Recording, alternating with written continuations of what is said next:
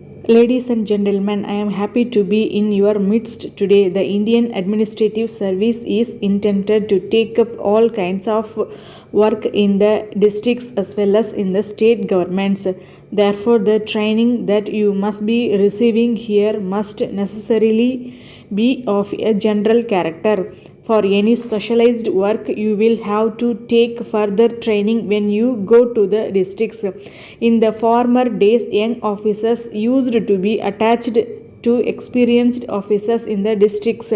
For some time, they worked under magistrates watching the proceedings in courts.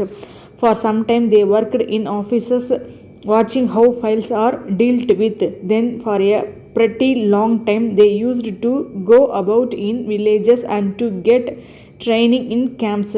Thus, they learnt the revenue work used to be done largely in villages. Nowadays, you have got quite a number of new things. All our nation building work takes up a lot of time of the officials in the districts. Therefore, their training has to be much more detailed and extensive. The work now is very much more difficult and more widespread. It is also more interesting because you have to deal with human beings from day to day.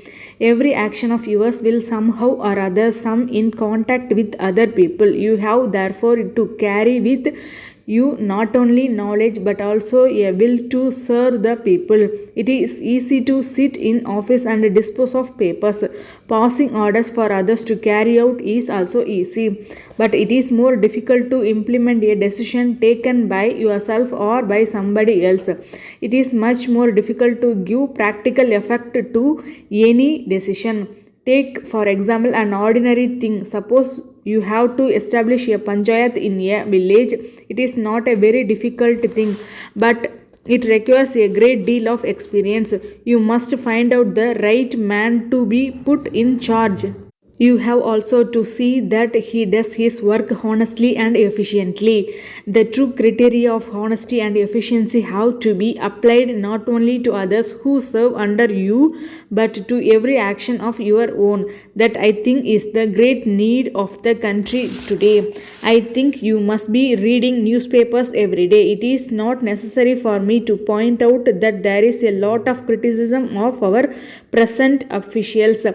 Some of it may be true and some of it may be untrue. Some of it may be exaggerated. It is not enough to find out a reply to any question raised or any point raised. You must really see to it that the ground on which the objection has been taken does not exist in fact.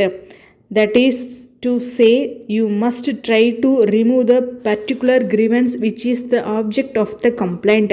The real secret of the success of an administrator does not lie merely in solving certain problems ably. What is more important is that he should have his hands on the pulse of the country. He should be in a position to know about the thinking, about the approach, and about the attitude of the people. He must know the mind of the people. The people judge us by what they get in their villages and cities. They judge us by the response and sympathy they get from the administrators. They are interested to know whether they get replies to their letters and complaints within a very reasonable period. These are small things, but the people really attach the highest importance to these things.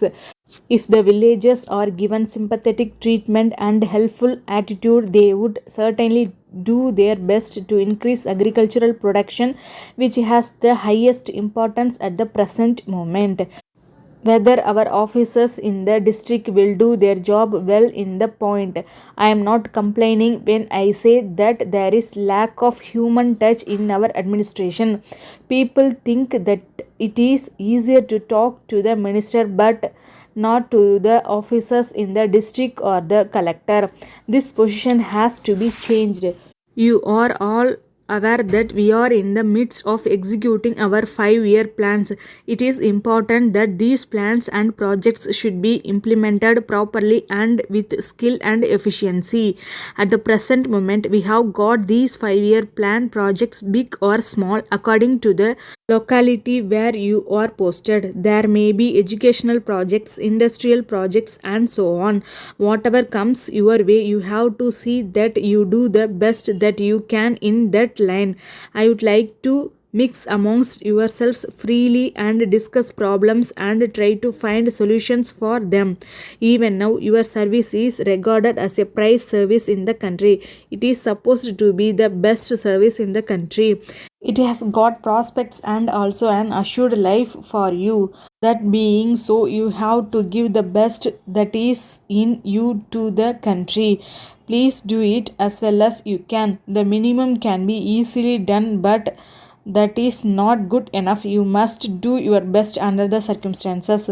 There are many things in which you will find yourself not quite up to date. Well, that does not matter. I do not think it is disqualification to confess that you do not know a particular thing. You should not say that you know a thing while actually not knowing it. The only thing is you will have to acquire that knowledge or qualification. You should not be ashamed of owning mistakes if you commit any. Everyone does commit mistakes. After knowing the mistake, you will have to rectify it. That is what is really needed. If you persist in your mistakes, then there will be difficulty. Whatever you do, do it with enthusiasm and integrity. Friends, there are some of the ideas which have come to my mind and I have shared the same with you. But since you are young, I thought I had better give you some of my own experience and my own ideas. Thank you very much for giving me this opportunity to address you.